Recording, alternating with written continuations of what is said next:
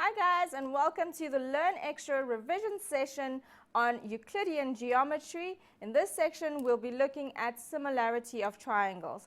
Firstly, we're going to start by just giving you a quick checklist of things you need to remember for the exams. So let's have a look at that.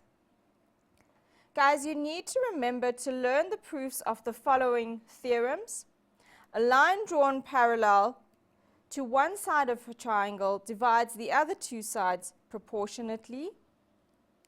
And you need to also know the proof of the theorem that equiangular triangles are similar.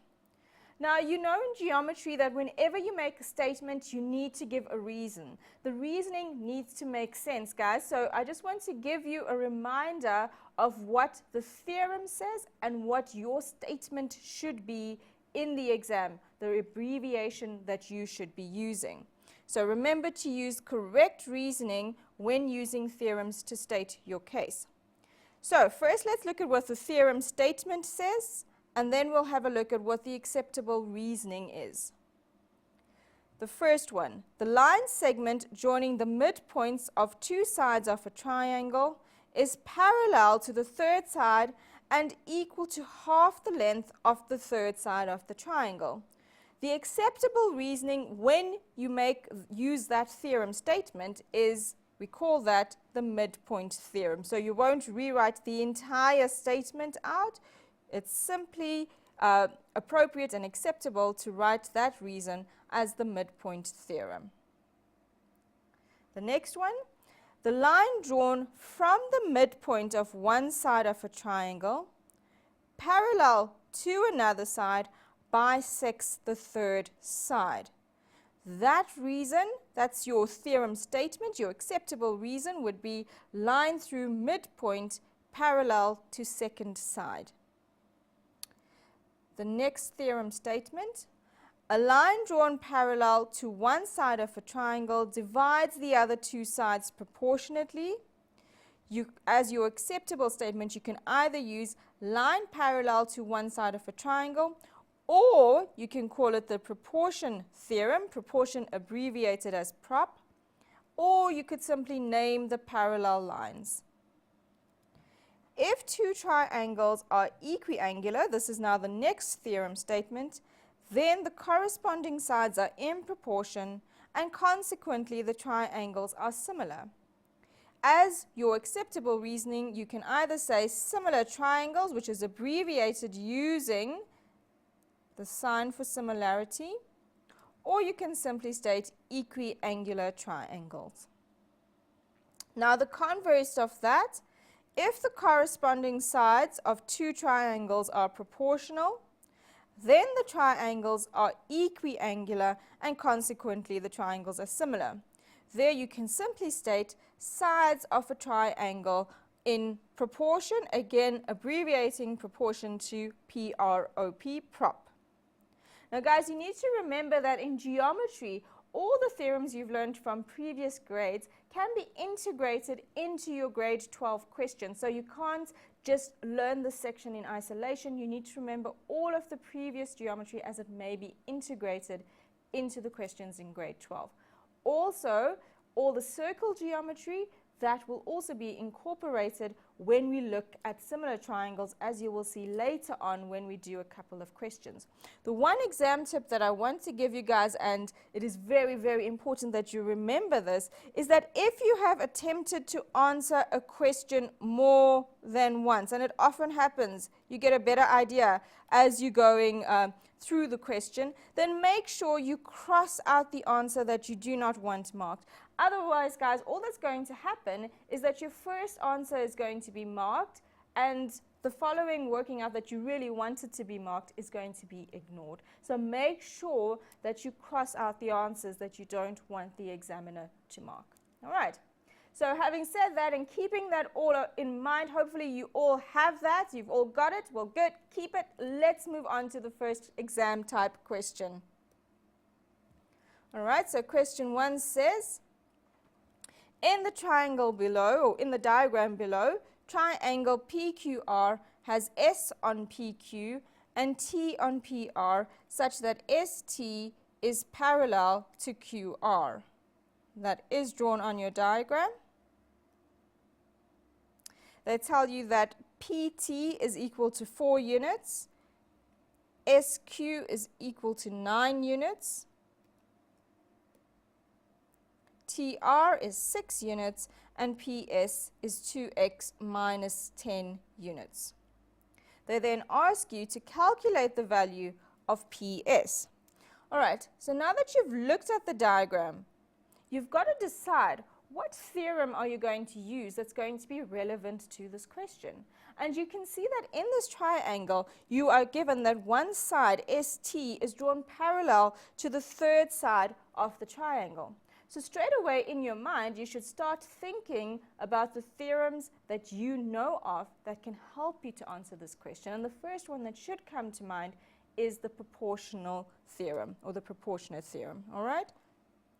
So, because ST is parallel to QR, we can set this out as follows. And this is question 1. We can say PS over SQ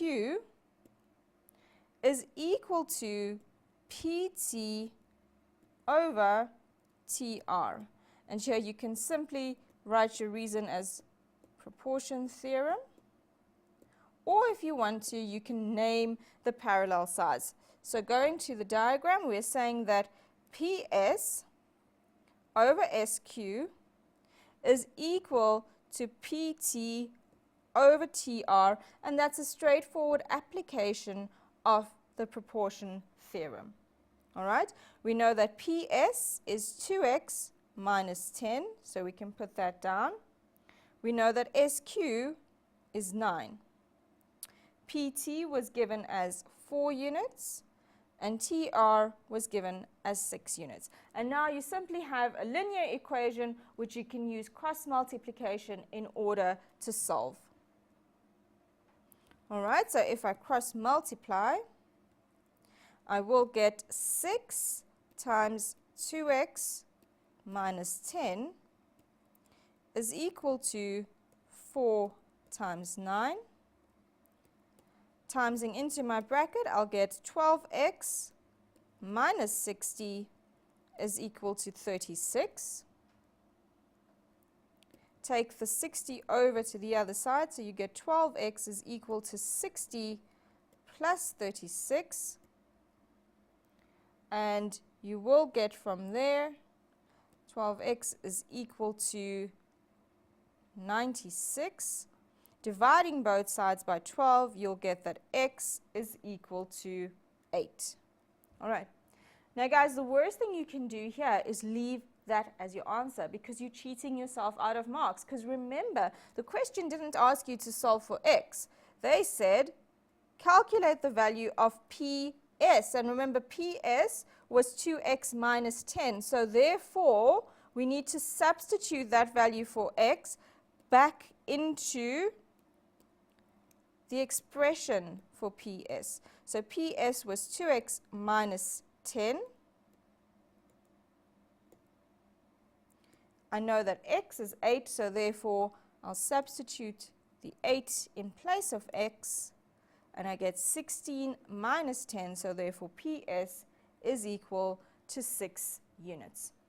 All right, so that's just a straightforward application of your proportion theorem. Guys, there's no reason for you to get this wrong. You understand the application. You will generally be asked a straightforward question like this, which is easy to follow on just by using the reasoning that you already know and what the theorem tells you. All right, with that said, I think it's time for you guys to digest all of that information, and when we come back, we'll look at a few more exam type questions.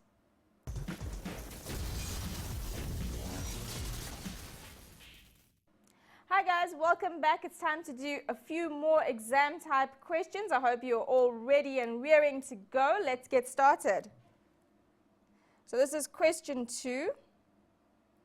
You are given a diagram triangle PQR, and you are told that B lies on PR such that 2 times of PB is equal to BR. So what that means, 2BP is equal to BR. So for example, if PB was X, then using your ratios, BR would be 2x. All right. The other way you can write this, guys, is you can say dividing both sides by 2 and by BR, you can rewrite this as BP over BR is equal to 1 over 2. And then you can see your ratio clearly. So PB over BR is 1:2. Okay. They tell you that A lies on PQ such that the ratio PA over PQ is 3:8. So that's 3 and PQ is 8. They tell you that BC is drawn parallel to AR. Right, we've marked down all the given information. We've just highlighted all the information that they gave you on the diagram. Now let's have a look at the first question. So the first question for 2 marks, write down the value of the area of triangle PRA over the area of triangle QRA. So we're looking at PRA, that area of that triangle, over the area of triangle QRA. All right, so let's put this little one, the bigger one, in a different color. What you will notice is that those 2 triangles will have the same altitude, the same height. So therefore, when you're working out the area of triangle PRA over triangle QRA, it's simply going to be the ratio PA over AQ, because your altitudes are going to cancel out because they are exactly the same, right? So therefore, this is going to be equal to the ratio PA over QA. Now, remember, they told you that PA over PQ is 3:8. Now, that was your ratio. But what it means is that entire length, that entire ratio there is going to be 8. So therefore, if PA is 3, AQ would have to be 5. All right. So therefore, PA over AQ is simply going to be equal to 3/5. And the reason here we said that the area of the one triangle over the other can simply be written as PA over QA.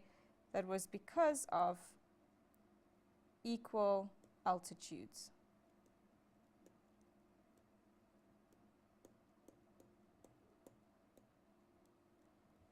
All right.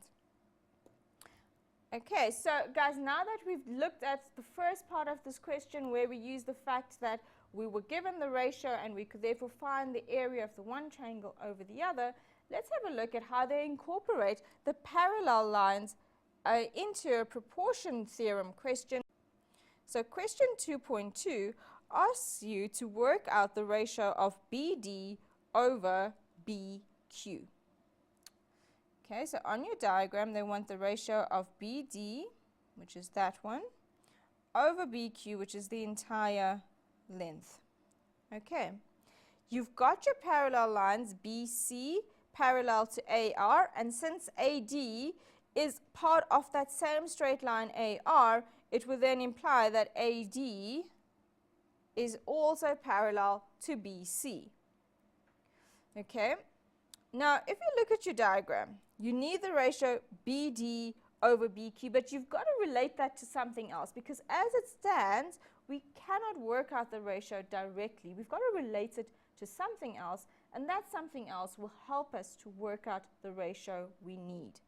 So from my parallel lines, using the proportion theorem, I can state, and this is question 3.2, sorry, this is question 2.2, we can state that BD over BQ is equal to CA over CQ. And that's simply a fact from the theorem that we've applied. All right, so BD over BQ is equal to CA over CQ. So on your diagram, this is what we're saying.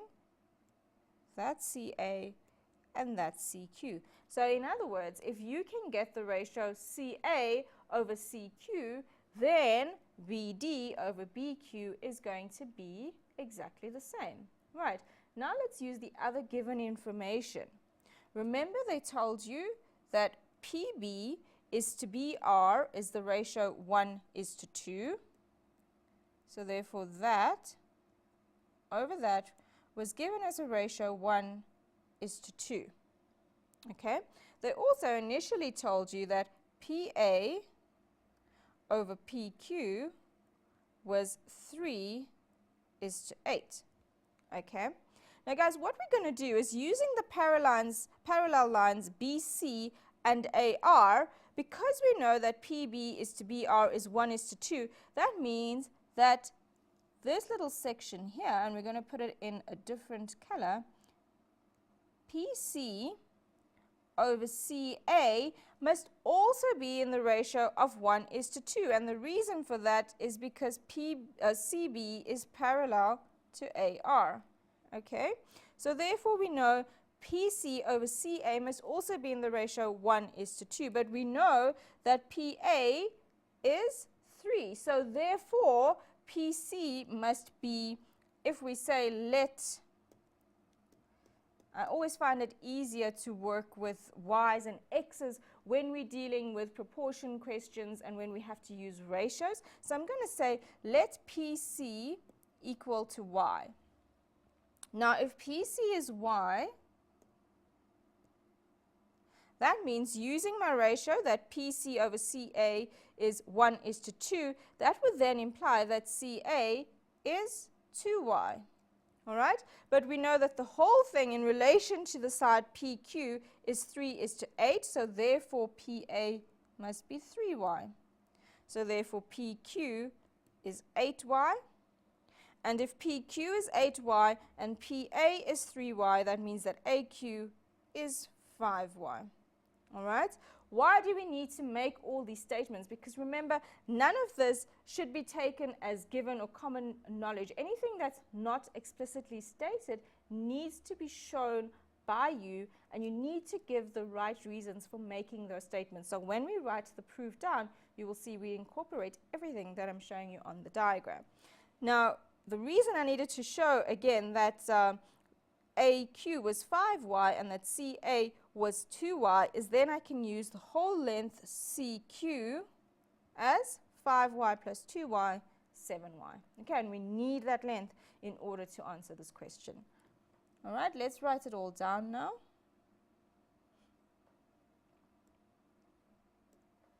Okay, so we've said that BD over BQ is equal to CA over CQ because of the proportion theorem.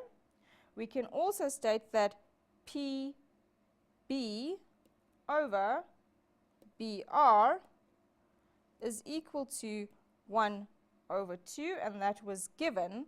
You were given that 2 times PB was equal to BR. Therefore, we can say PC over CA is equal to 1/2. And the reason for that, either state your parallel lines or you can say proportion theorem.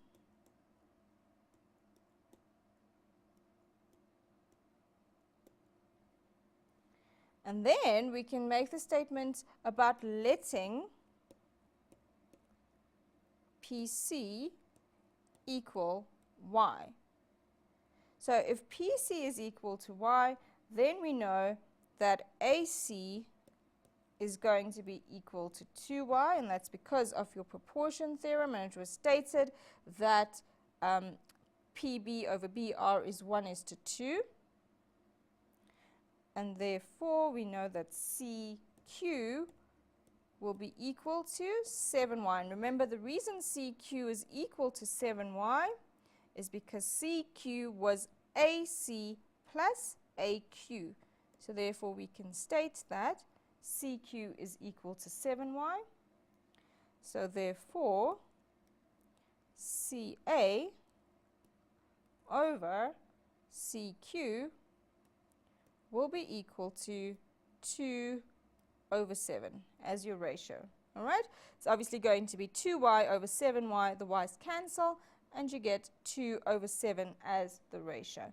But we didn't want just CA over CQ. We wanted BD over BQ, and that would be exactly the same ratio. So therefore, BD over BQ will also be equal to 2 over 7. All right. Okay, guys, so that was just an example of how you can use different triangles to help you to get to the ratio that you were actually asked for in the question. Okay, now it's time for us to move on to the next question, and this is question 3.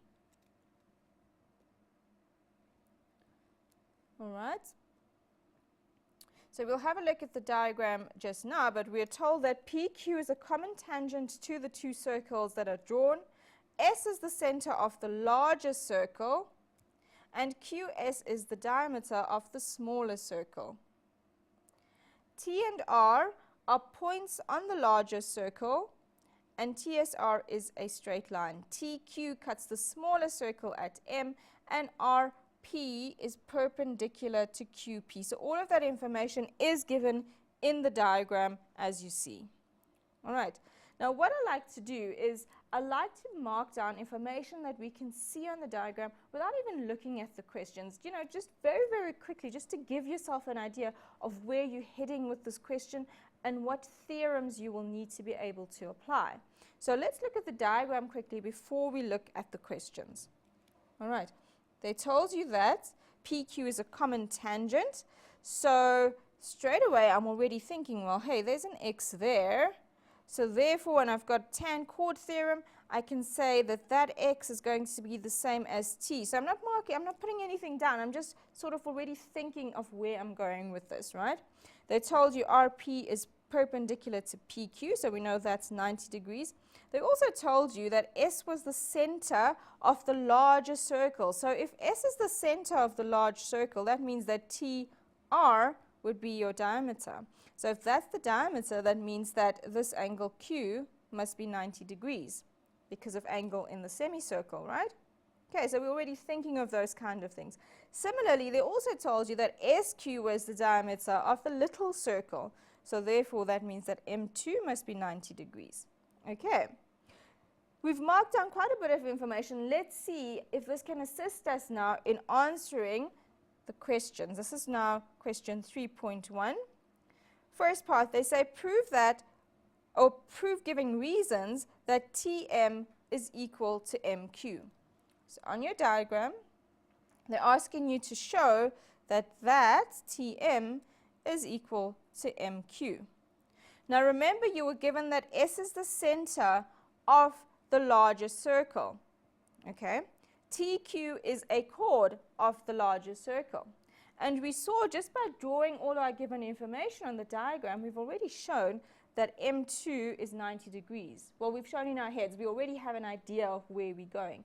So if I've got line from center perpendicular to a chord, immediately I'm thinking of the theorem that tells me that that line is going to bisect the chord. So there we go. We already have the proof or the reasoning for question 3.1. Let's write this down. Okay, so this is 3.1. We know that angle M is going to be 90 degrees. Okay, and if you go back up, let me show you angle M, M2 that is. All right, so angle M2 is going to be 90 degrees. And the reason for that is angle in semicircle.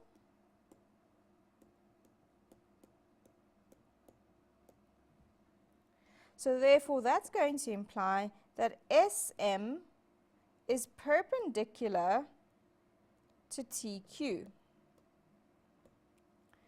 And if SM is perpendicular to TQ, and we knew, looking back at your diagram, we knew that S was the center of the circle, and since SM is perpendicular to TQ, we know a line from center perpendicular to chord bisects the chord, so therefore we can say TM is equal to MQ. All right, and your reason there is line from center.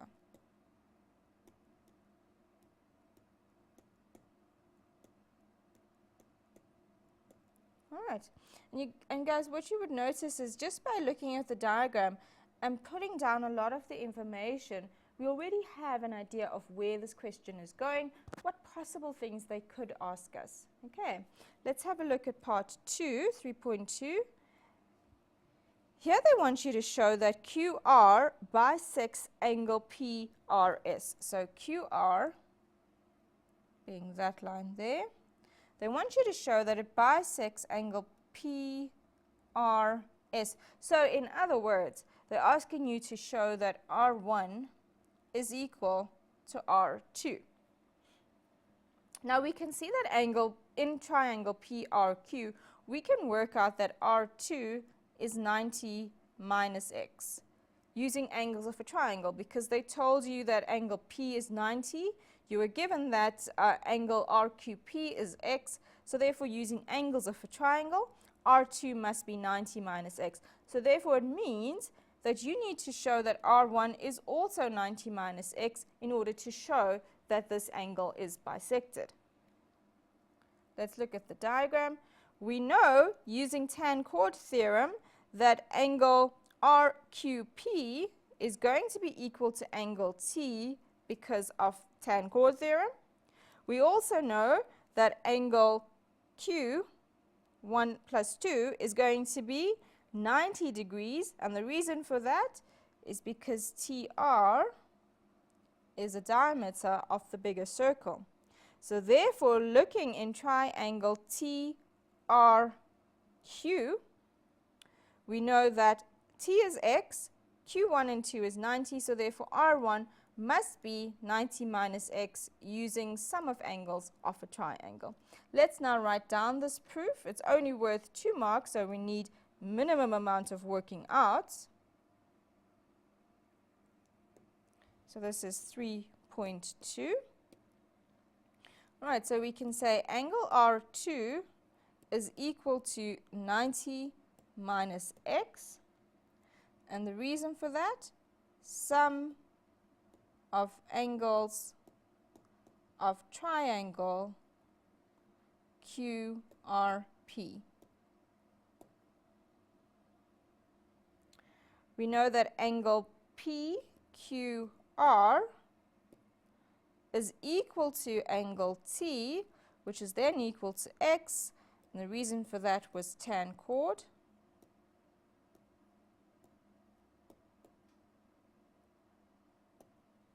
All right.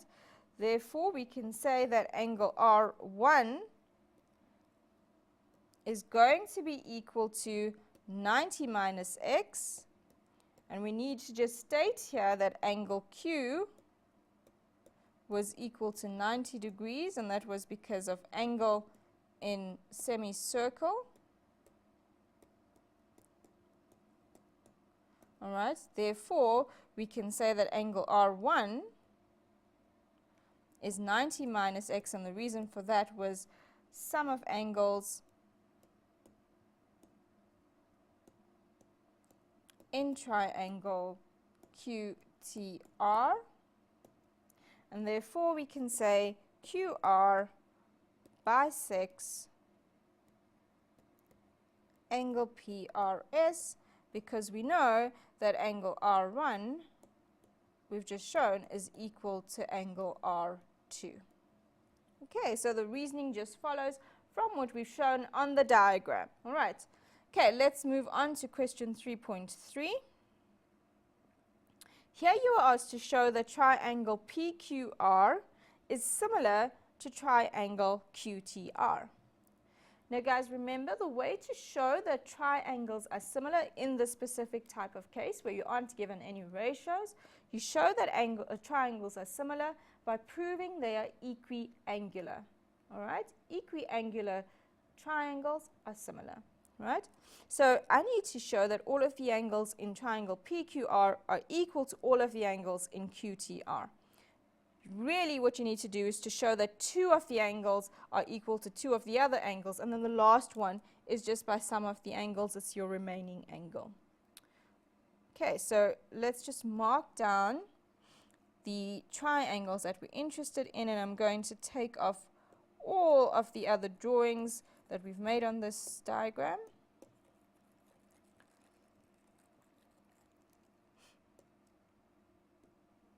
Okay, so we're looking at triangle PQR. Okay, and you can see that RQ is a common side, and now we've got triangle RQT. Okay, so those are the two triangles you're looking at. Remember, we also showed that angle T was equal to X. We showed that R1 was 90 minus X, and we showed that R2 was 90 minus X. So just by looking at your diagram, and we've also shown that that's 90, you can see that those triangles are equiangular, therefore they must be similar. Let's write our proof down.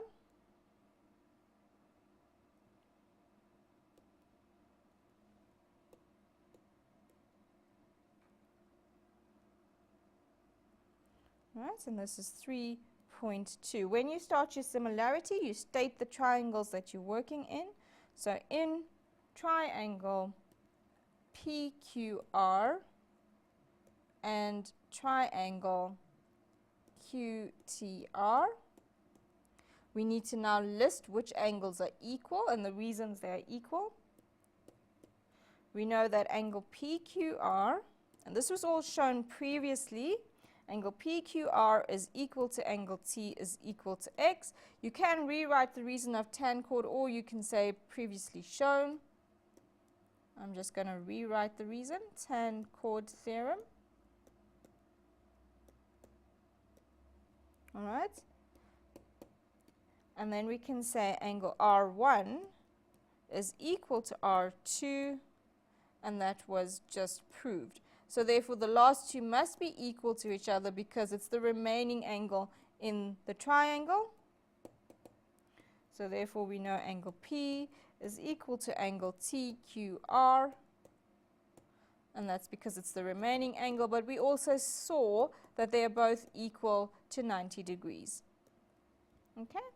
Since all the angles are the same, we can now make our statement, therefore triangle PQR must be similar to triangle QTR, and the reason there is angle, angle, angle. Okay. Now generally, if they've asked you to prove that two triangles are similar, they're going to test you on some of the ratios within the triangle, and that's exactly what happens in question 3.4. They ask you to show that RQ squared is equal to 2 times SQ times RP. Now, if you look at those sides, RQ is the common side between the two triangles we've just proved similar. SQ, all right, SQ doesn't look like it belongs to the triangles that we just proved similar, but we're going to show you that it does. And RP is also one of the sides of the triangles we've just proved similar. Now, let's have a look at SQ.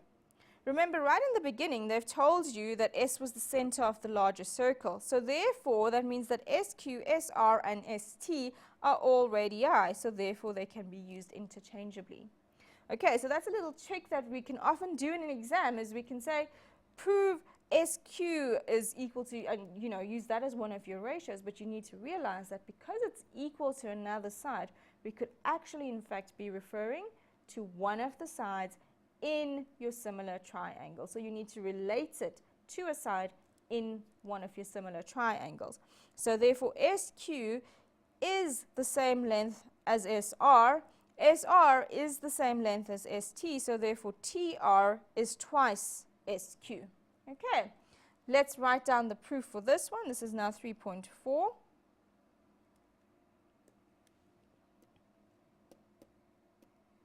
All right. So from the similar triangles, which we've just proved above there, I can say that PR over RQ or QR is equal to RQ over TR. And that's because we just proved that triangle PQR is similar to triangle QTR.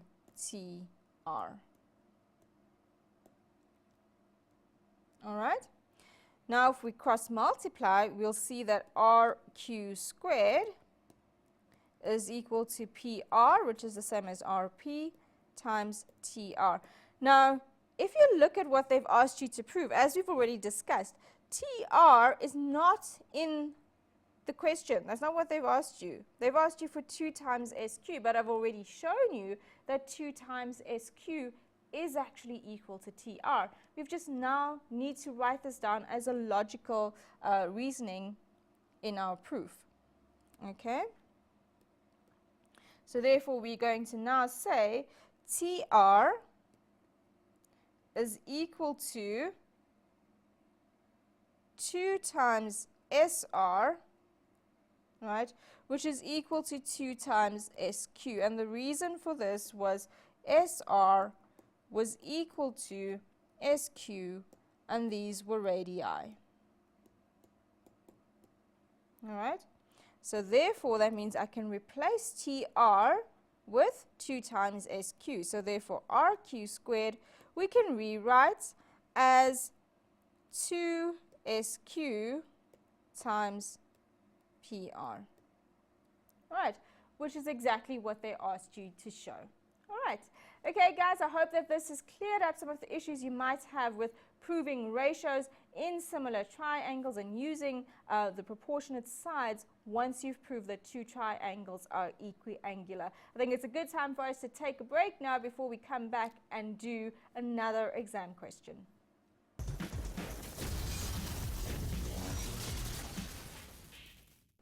Welcome back, guys. We're looking at revision of similar triangles, and this is to assist you with your paper 2 work. All right, we're on to question number 4. Let's have a look at question 4.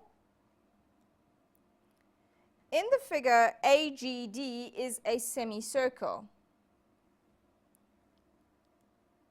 AC is a tangent to the semicircle at A, and EG produced intersects AC at B. AD intersects BE in F, and you're told that AG is equal to GD and E1 is equal to X. All of the information that they've actually given you and stated in the question is drawn in your diagram. All right. What I do want to point out is the fact that they told you AC is a tangent to the semicircle.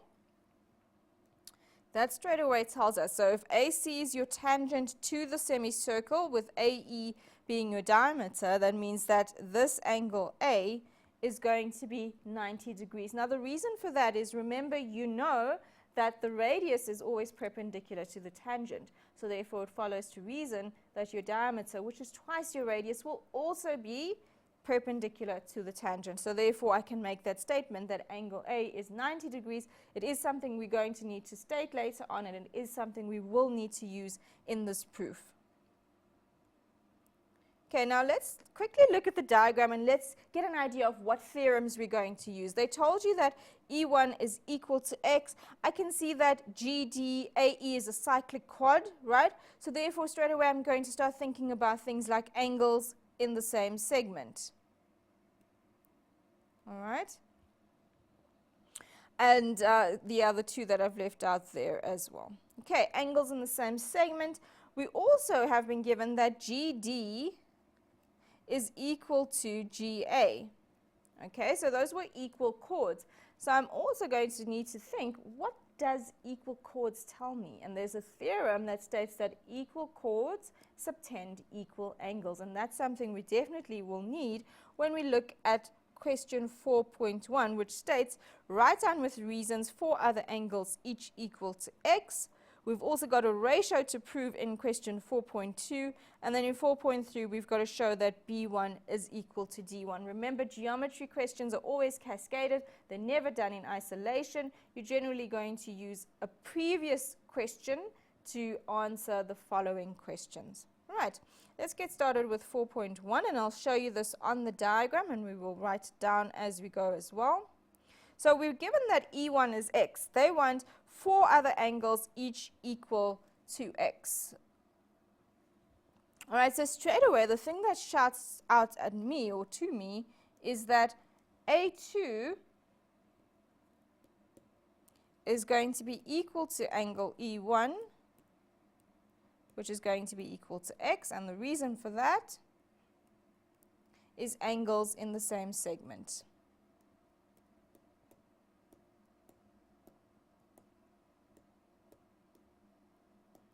All right, so A2 is equal to E1, angles in the same segment. We were then told that GD is equal to GA, and this is when we have to use the theorem which states that equal chords subtend equal angles. So if you follow through, look at the angle that GD subtends.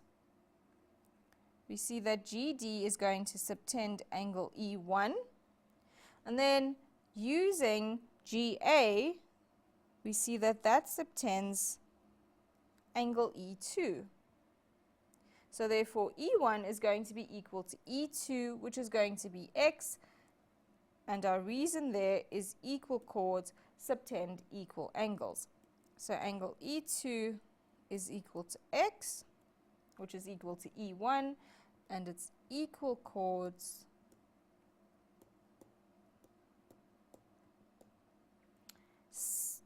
GD and AG. Okay. Now moving on to our third angle, we've got that E2 is equal to x. So therefore, if E2 is equal to x using angles in the same segment, I can then say that D2 is also going to be x because of angles in the same segment.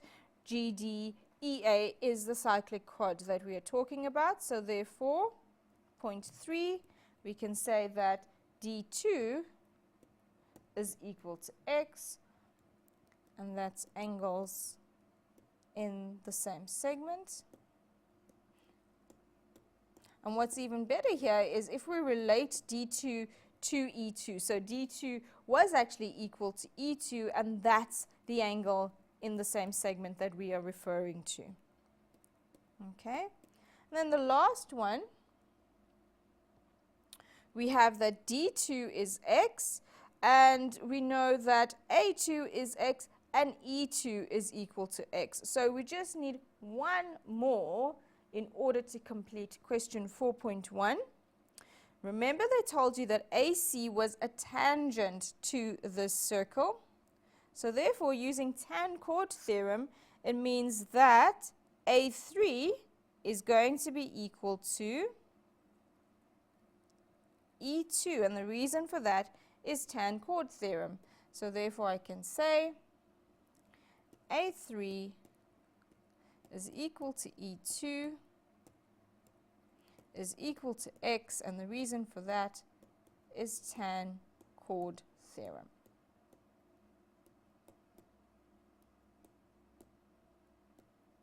All right, so there we go. We have our 4 angles, each equal to x. 8 marks, nice, 8 marks if we understand our theorems. Easy application of the theorem. All right, let's move on to 4.2. Okay, so question 4.2 says, prove that BE times DE is equal to AE times FE. Now let's have a look at which sides these are in the triangles that we've been given. So we have BE, we have DE, AE, and FE.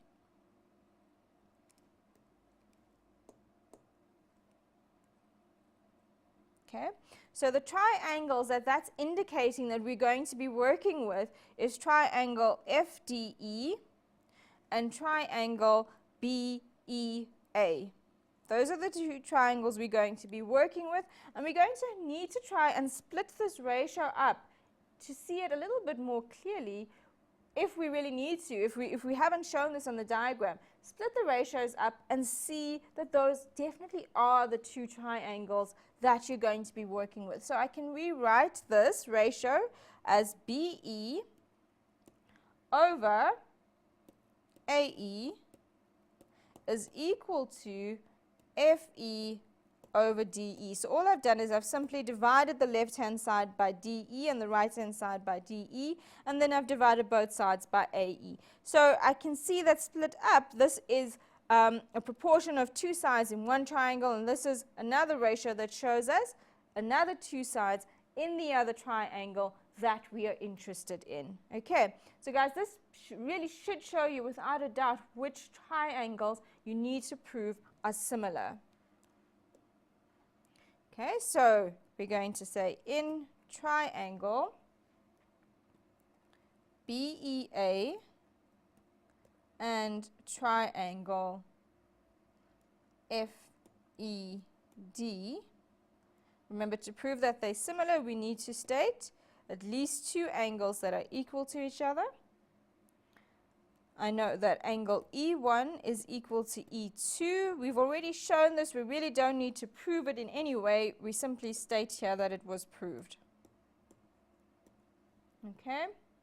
We know that angle A was equal to 90 degrees. And the reason for that was the diameter. As I said to you, the radius is perpendicular to the tangent, so therefore the diameter is also perpendicular to the tangent. Angle A is equal to 90, and angle D3 is also equal to 90 because of angles in the semicircle. Now let me just show you that one. If we go back up, angle D3, that's the angle we're talking about there. And we know that AE is the diameter of the circle, so therefore angle in the semicircle means that D3 is equal to 90. So what I've just showed is that angle A is equal to angle D3.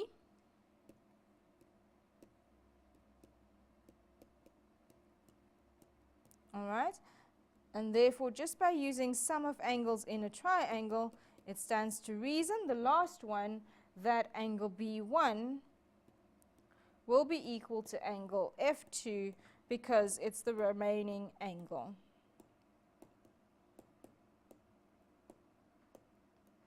Okay, now that we have our three angles, we can say therefore triangle BEA is in fact similar to triangle FED, and the reason for that is angle, angle, angle.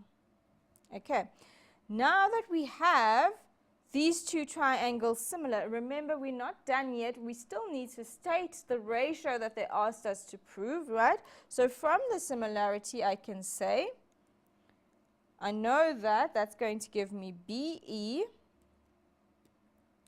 over EA is equal to FE over ED. And then simply by cross multiplying, I will get the ratio that they asked us to prove, BE times ED is equal to FE times AE, which is the same as EA. Okay. All right, guys, so I just showed you in this question that when they give you a ratio, don't let it flummox you. You simply break it up into its respective triangles. Once you know which triangles to prove similar, from the similarity, you can deduce that the sides are in proportion. All right, time to do the last part of this question, and this is 4.3.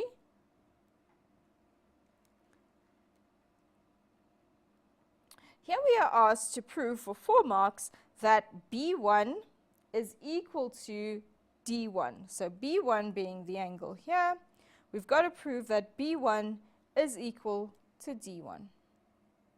Okay, we have got a lot of information that we have already shown and that we've already proved. Okay, I'm going to remind you of that information in order to help us to answer this question 4.3. All right. Remember, we've just shown using angles in a semicircle that D3 was 90. We've previously shown that D2 was equal to x. Okay.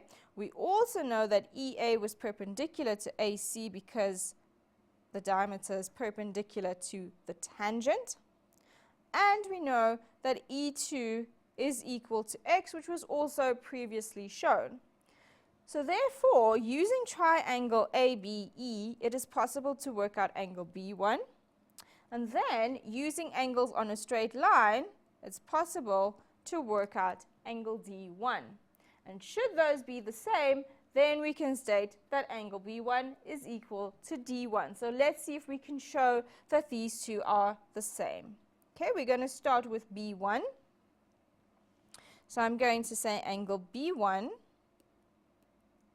plus angle E2 plus angle A is equal to 180 degrees, and the reason for that is sum of angles of triangle ABE. Okay, therefore B1 is going to be 180 degrees minus the sum of E2 and A2. So it's going to be 180 minus, and remember we showed that E2 was equal to x and A was equal to 90. So it's 180 minus 90 plus x. So therefore we get that B1 is equal to 90 minus x. Okay, so now that B1 is 90 minus x, we simply need to show that D1 is the same thing. So we can say here D1 plus angle D2 plus angle D3 is equal to 180 degrees, and the reason for that is sum of angles on a straight line.